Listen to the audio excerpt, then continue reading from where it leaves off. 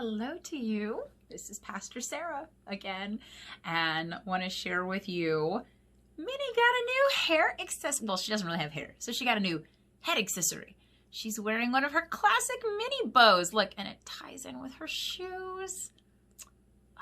I do love coordination. So I think she's looking cute. She's obviously feeling very feisty and fun. Maybe Minnie's getting ready for a snow day because it sounds like we're getting one on Wednesday. But I can't wait to see what story we're going to get to read together today. So let's see. We are on day 14.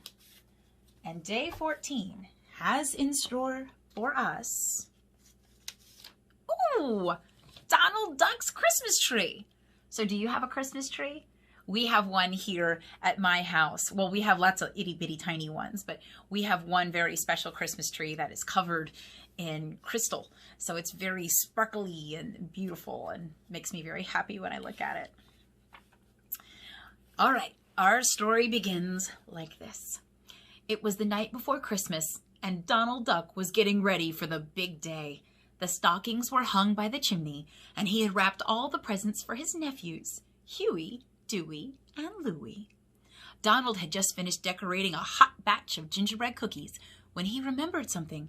He still needed to get a real Christmas tree. So that means some Christmas trees are actual trees that grow outside that you cut down, which is what I grew up with.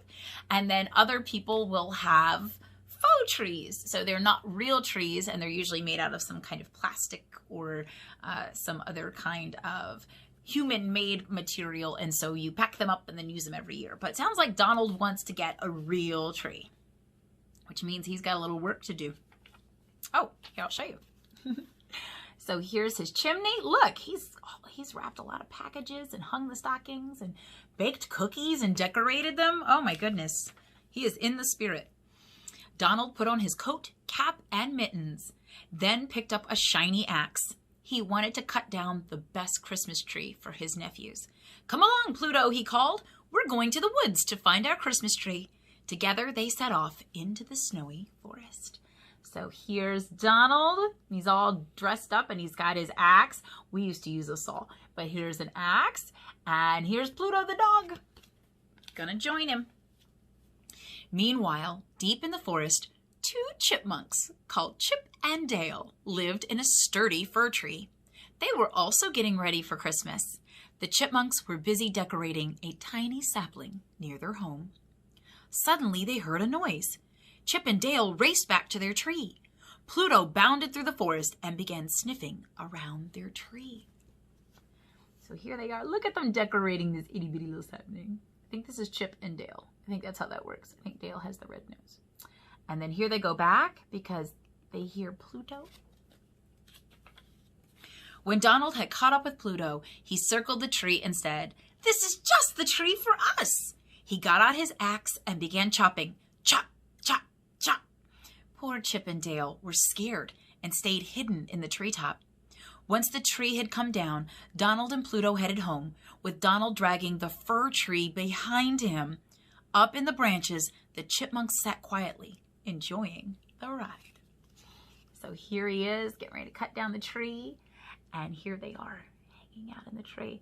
So it sounds like Donald and Pluto didn't realize that that tree was a home, that the chipmunks were living in it. Once they got home, Donald raced to the cupboard to get out all the decorations.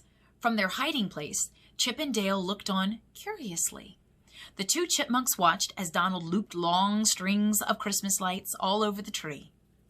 So he went and got all of his goodies, and now he's decorating. Look at them, they're so funny up top.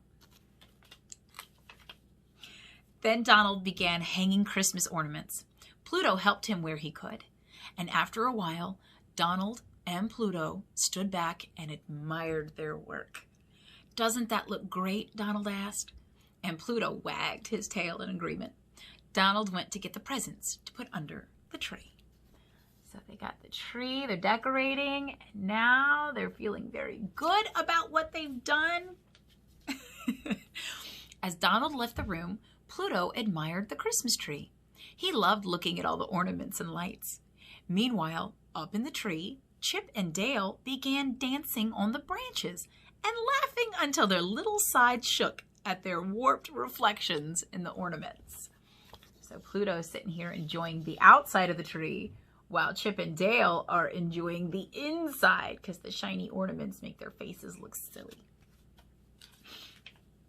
Pluto noticed the chipmunks in the tree and growled disapprovingly at them. But Chip and Dale didn't care and threw ornaments at Pluto. Pluto managed to catch them in his teeth and paws. It's not very nice to throw things at people. Just then, Donald came back. "Pluto," he cried. "Bad dog!"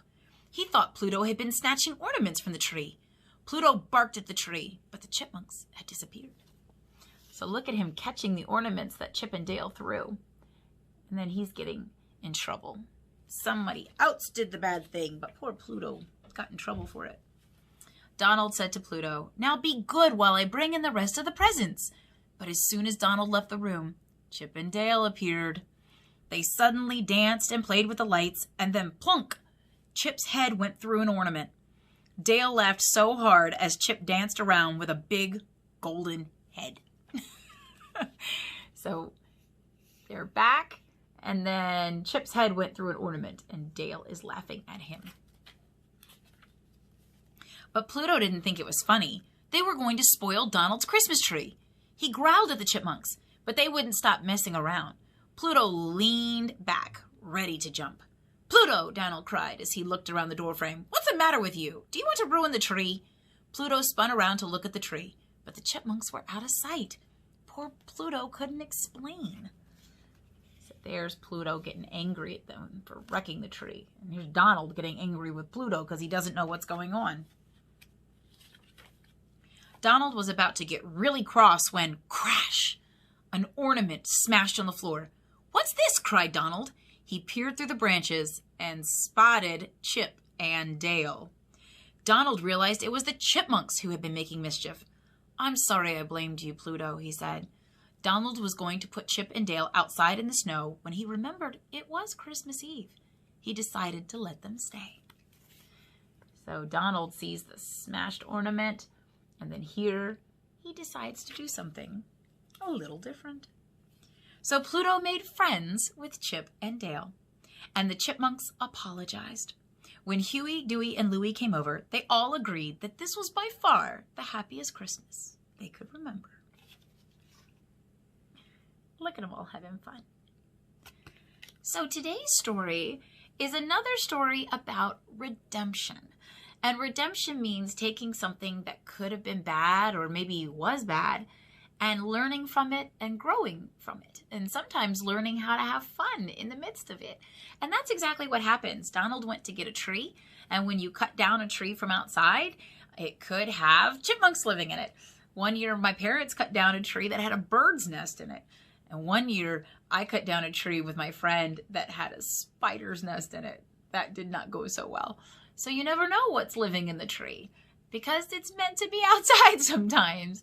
So here the tree came in and brought with it some chipmunks. And they were doing what chipmunks do, which is be a little feisty, a little mischievous. And they were playing with their surrounding just like they would in the wild. And poor Pluto was trying to protect the tree, and Donald thought that he was breaking the tree.